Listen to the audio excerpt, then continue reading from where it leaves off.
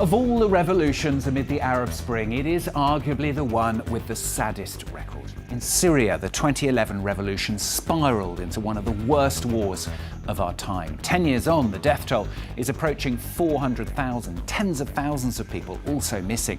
6 million Syrians have fled and found refuge abroad. There are at least just as many people displaced internally. Between him and his family, 2 people were helping him walk on both sides, and his feet were dragging on the ground. His health had deteriorated a lot. He asked them not to visit him again. For what reason? Because he was going to be tortured after the visit.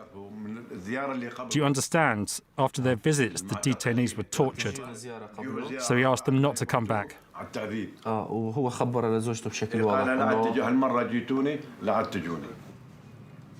Hassan currently deals with more than 800 families, including 300 in the Idlib region. To help these families, Hassan relies on a large database known as the Caesar files, made up of around 55,000 photographs. They were taken or gathered by a regime deserter while working at the military hospital in Damascus. Hassan has classified them all according to their age and any distinguishing marks he could find. Didn't see him, but I've heard his name before. You heard his name in prison?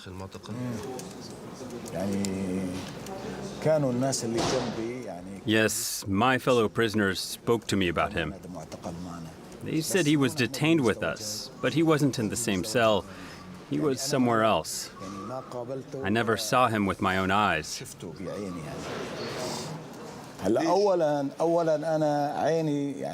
But now I actually only see with one eye. I have to wear glasses. It wasn't like that before.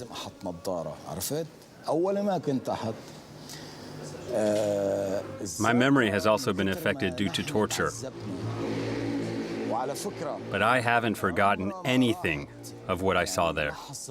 I live it over and over again.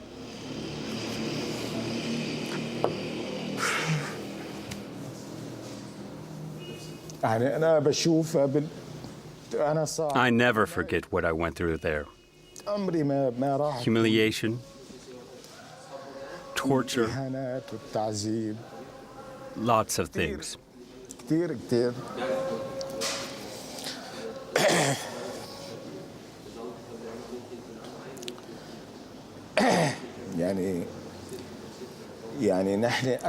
The only wish I had wasn't to get out. I didn't believe I ever could. I just wanted to die so I could rest. When I felt what they were feeling, having been imprisoned myself for some time, I strongly felt that I had to help these people get out of prison. I want to help all those arbitrarily detained and help their families as well, because it affects me a lot. On the other hand, it's my work, and I do it with determination. I want to continue because I have felt the suffering of these people.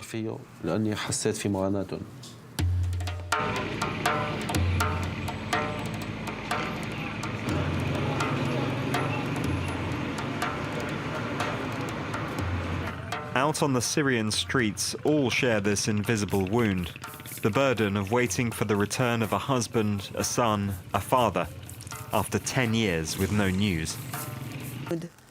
And how did the arrest happen? Do you have the exact date? Was it morning, nighttime? 2 o'clock in the morning. Can you give me more details?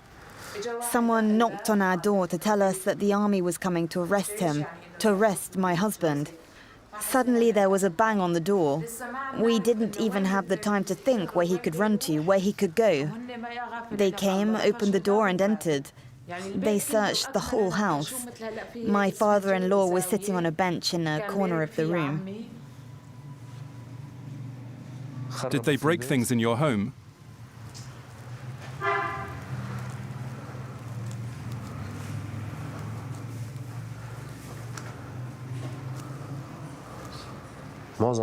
I knew lots of these detainees before their arrest. I still remember them after 10 years.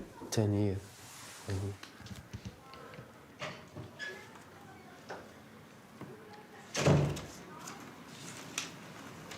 When they arrested him, did you try and find out where he was, and did you get a lawyer? I asked in Damascus, and they said, if he hasn't done anything, he'll get out. Don't worry. Who did you ask? I asked the military police. I went to different detention centers. You went to Adra prison No, on a military base. in Damascus. No, not there. Can you describe to me the families you saw there?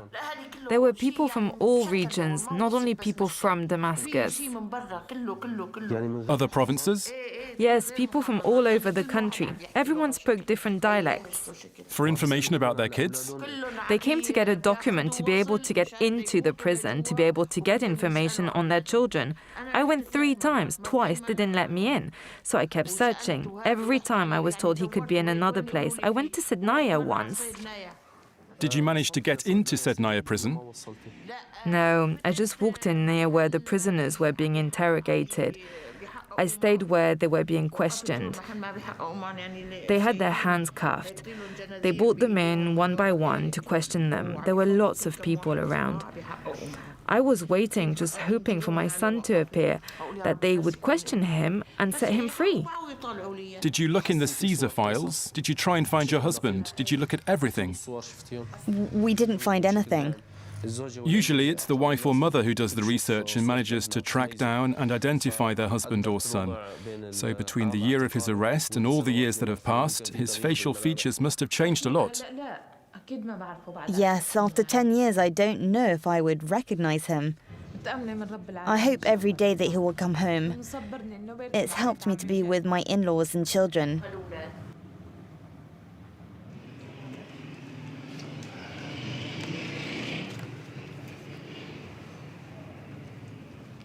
They haven't forgotten. They hope he will come back. They tell me all the time, I hope Daddy comes back one day. They're waiting for him. They ask if Daddy is going to get out of prison soon.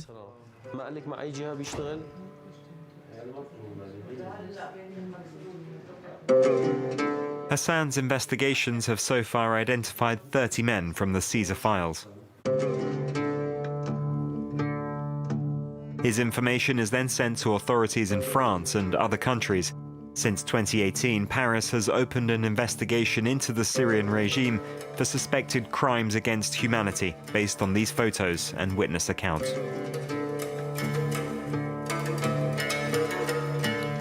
Edith Bouvier and James de Copen revisiting Idlib for France 24. Well, that's all from this week's edition. You can, of course, catch it and all the previous editions as well on our website at france24.com. Thanks very much for watching. More news coming up very shortly.